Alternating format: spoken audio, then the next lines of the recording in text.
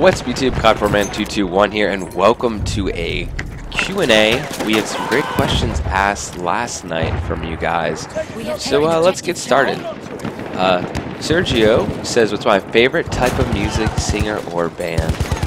I like country music. Some people, some people really hate country music, some people like it. I currently like Luke Bryan a lot, so that's who I've been, I like Kill the Lights is a pretty good album that he's been doing. So that's kind of my favorite type of music currently.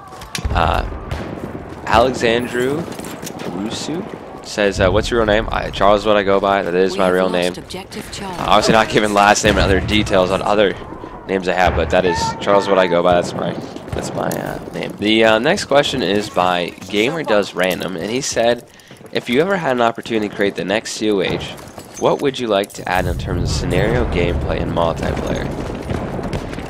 In terms of COH right now, I think their business plan is a bad idea because you cannot, Paradox Games do last years, right? But Company of Heroes, it needs to basically have, we need a new game, right? COH 1 lasted for years. It lasted from about 2006, I think is when it first came out. They did 2 expansion packs and that lasted 2013. We definitely need we can't have games last, how many, 7 years? They don't have that long lifespan, so they need to make the next COH. One thing I like to see is, I definitely would like to see, I would say like a Cold War one. Like, let's do, I would say Korea and Vietnam, and you could even do a modern one, right? Just have their format of not showing the air units. They're just kind of on, they'll kind of fly into the map, you don't control them. That works for any kind of era, so I definitely say second half of the 20th century, maybe even a modern one. In terms of scenario, you could definitely do the war in Afghanistan. You could do the Korean War with the initial North Korean invasion. Multiplayer, they should get rid of the microtransactions. Shouldn't have to. Skins are nice. I have no problem with those, but the commanders are just so expensive. If you were to pick up COH2 and buy the commanders, it costs you $30. The commanders now. I like that they have the supply system now. Make the commanders cheaper with the supply coins you get, so you can actually get more of them without having to spend real money. So I would definitely do a Cold War or a modern day COH, and yeah, we need to definitely add fears of the microtransactions. Ghostman is the next question. He says, what do you think about pre-ordering games? Do you have any mobile strategy games like Advanced Warfare? So I'll talk about mobile strategy games first. I think it was called Modern War. I started spending a lot of real money on that game, and I built my base up. And no matter how much money I spent, I kept getting raided and in trouble. Like, I kept losing all my money and having to repair stuff. So I deleted that game. So mobile strategy games, I think, can be very addicting, and you can lose a lot of money on them. So I had to cut myself off because I was like checking my phone all the time to play that. So I think it can be, if you play it for fun, casually, it's okay, right? But for me, I couldn't do it. And what do you think about pre-ordering games? So, the last game I pre-ordered was Battlefront, Star Wars Battlefront. I think it's much better to look at the reviews a couple days later than actually just pre-order, because you really don't know what you're gonna get. You get a broken mess. It's really good to get the reviews from these guys. Not just one review. Look at different reviews. Look at user reviews. I was just watching, I like Angry Joe does reviews.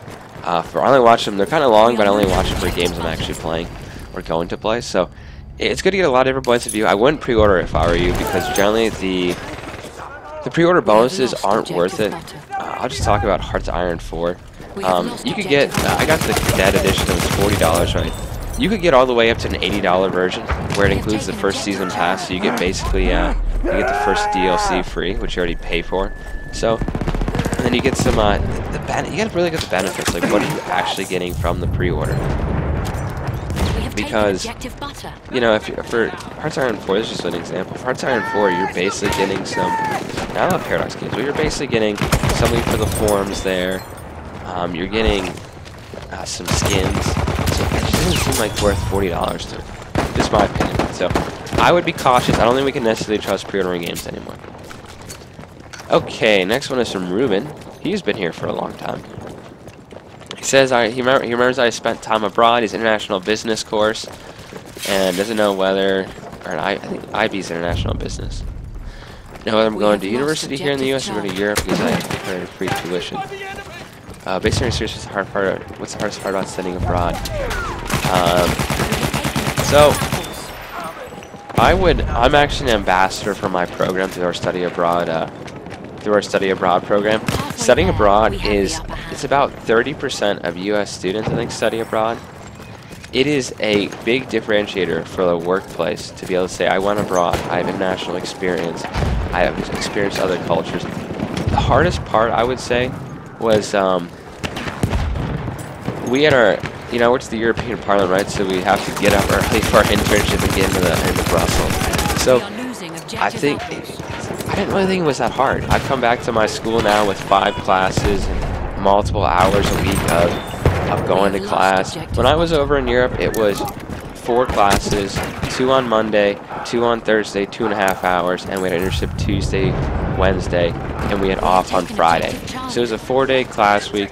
It really wasn't bad. Now, so I would just say, you know, I guess toward the end, I kind of got homesick a little bit. Like I wanted to be back home. So after about 3.5 months, I was kind of done. But I wasn't ready to come home anyway. So honestly, it's a great experience to go study abroad. My classes were taught in English.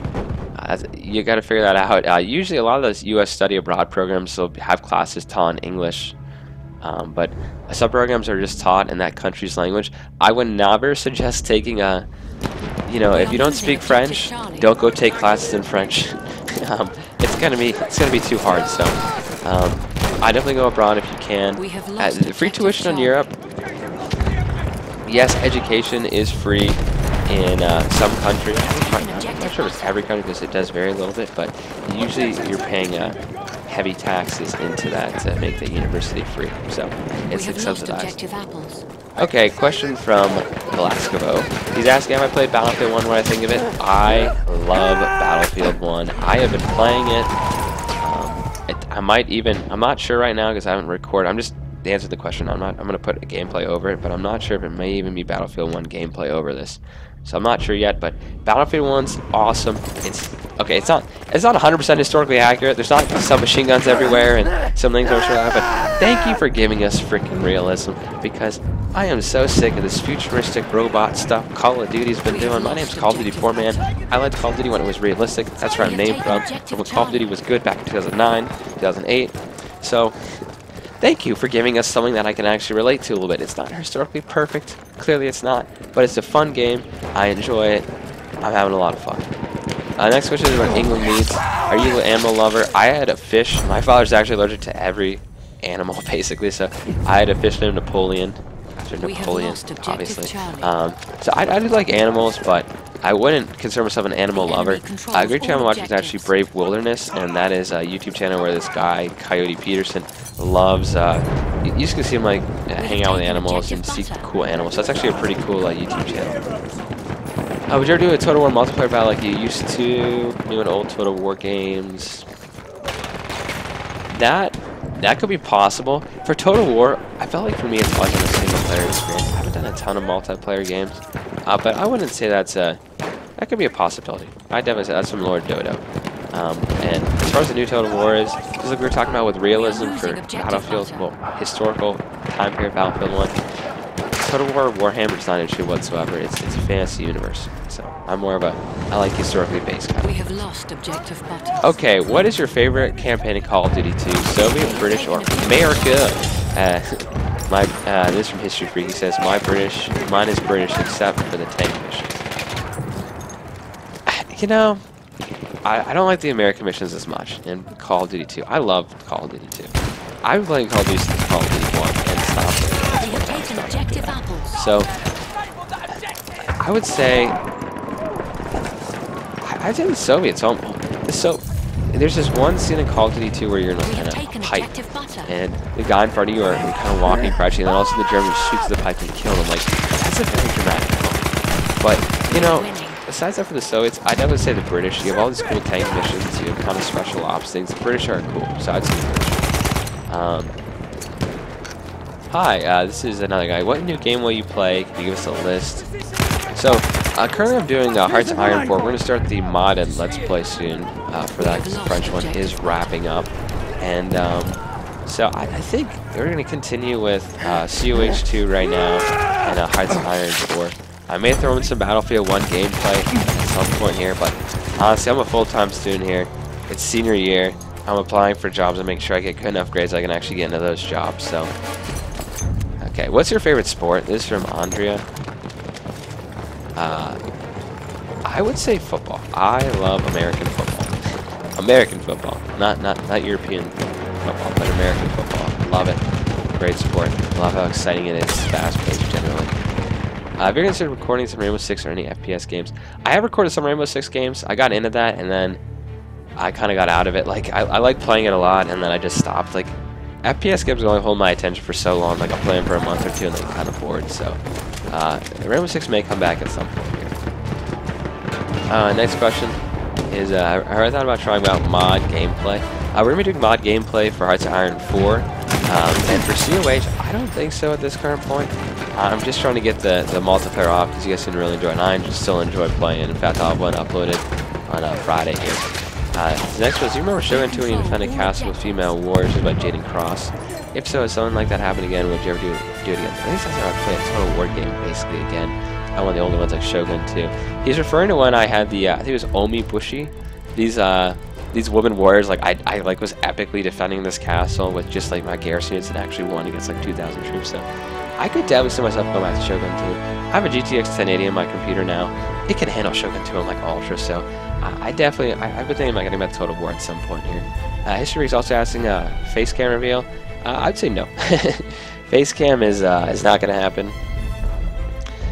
You know, this has been asked for years on my first Q&A a long time ago. I just think it's kind of like a book. You know, you listen to someone for years, you kind of get a picture of what I look like. I'm not hiding anything, obviously. I just don't want my face on the internet to be what I'm doing. That's just it. You guys have your own picture of what you think I look like. I remember when I saw Arab Cartridge's face for the first time, I was like very surprised. I was like, whoa, that's an accident. The face cam for the games I'm playing, like strategy, doesn't have a whole lot. For first-person shooters and other things like that, yes. For strategy games, just to have someone in the bottom corner, it doesn't really do a whole lot. Just my opinion. I do watch many films. I don't actually watch a ton of films. The specific genre I go to are war movies. I like Band of Brothers. Just any kind of war movies I like. That's my main genre I do. I also like some comedies, but they're usually like not really comedies. They're usually kind of like Delta Force was a long, from like 10 years ago, I think. It was it's off of Delta Force. It was like kind of like a military commentary almost movie, like comedies, military comedies. And the last one is best one ever. I asked MAB 11 a little while ago to specify. I think he's talking about like best one ever in my life. I would say probably maybe it's the best time.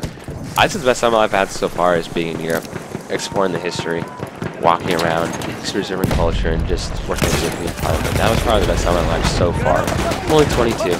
Many more good times to come, but that'd probably be the best moment ever. So, best time ever. Hope you guys enjoyed this Q&A, and I'll see you guys in the next video. Copperman221 signing off.